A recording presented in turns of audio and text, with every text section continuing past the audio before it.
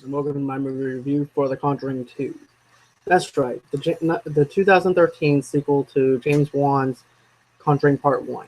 Now, let me tell you something. Now, everybody's thinking, okay, is this going to be the same thing? Is this going to be a movie where, is it going to be the same cliches as any other horror movie and stuff like that? And it comes to find out that directors are lazy. Horror directors are actually lazy.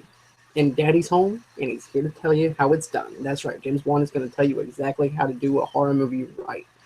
Now, this movie takes place in 1977, a couple of years later after everything that happened in The Conjuring Part 1. And then, basically in England, this woman's daughter winds up being possessed by some type of demon or something that's going on inside the house. So anyways, like The Conjuring 1, there's no music to tell you what's going on. There's plenty of jump scares, but the jump scares actually pretty much makes you glued into what's going on. And not only that, but this movie does not slow down. When you think you have one scene that's already done, that's already scared you, there's actually another scene that's actually set up and built up for you to actually jump and get scared again. Now, those are not cheap jump scares by any means necessary because of the fact of how James Wan has actually directed this movie. This movie is fantastically done. You actually feel a connection with the characters.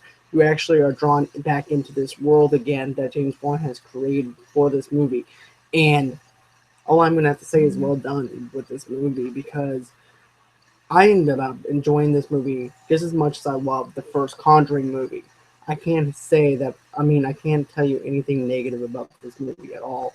I felt like everything was just spot on. The tension that I mentioned in The Witch, it was turned up, all the way up in this movie.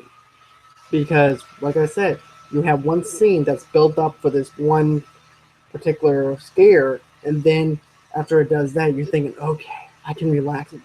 And then guess what? It goes right back to being scary again. Nothing about this movie is bad. And matter of fact, James Wan he tells very good horror movies. He did the very first Saw movie, did The Conjuring. He's good at what he does, and he even did Insidious. And you can't go wrong with this director. This director knows how to hit you at the points where he needs to hit you at, and he hits you hard.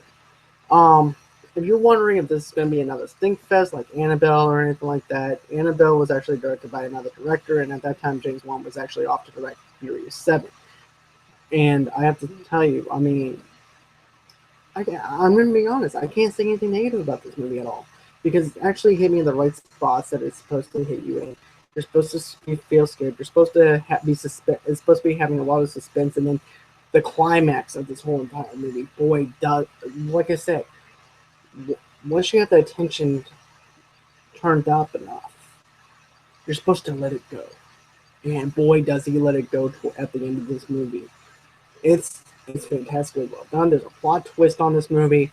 I want to see more of these movies because I feel like if you remember the 1990s TV show Friday the 13th, where they take different artifacts that they use in certain episodes and then they put it in this antique shop, that's pretty much how this movie is. And that's also how the first one was.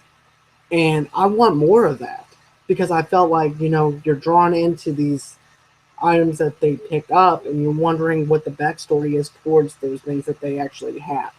So I was very suspense with this movie. There's a lot of jump scares. There's also a lot of creepy elements to this movie, and I cannot praise this movie enough. Just like I couldn't praise the first Conjuring enough for people to go out and check out because I felt like that was an underrated movie. And for me to give this movie a 5 out of 5, that's right, I'm giving this movie a 5 out of 5. That goes to tell you that this movie is good. I've been waiting for a good horror movie for a while now. James Wan delivered. I can't wait to see what else he has up his sleeve as far as horror goes, but I also can't wait to see how he does with Aquaman. So, with that being said, did you guys like The Conjuring 2? Tell me what you guys thought of The Conjuring 2. Did you guys like it just as much as the first one, or you didn't like the first, or you didn't like this one as much as the first one? But tell me your positive, tell me your negatives. I would love to know what you guys think. And don't forget to give me that thumbs up at the end of this video, and don't forget to hit the subscribe button down below. And until next time, bye-bye.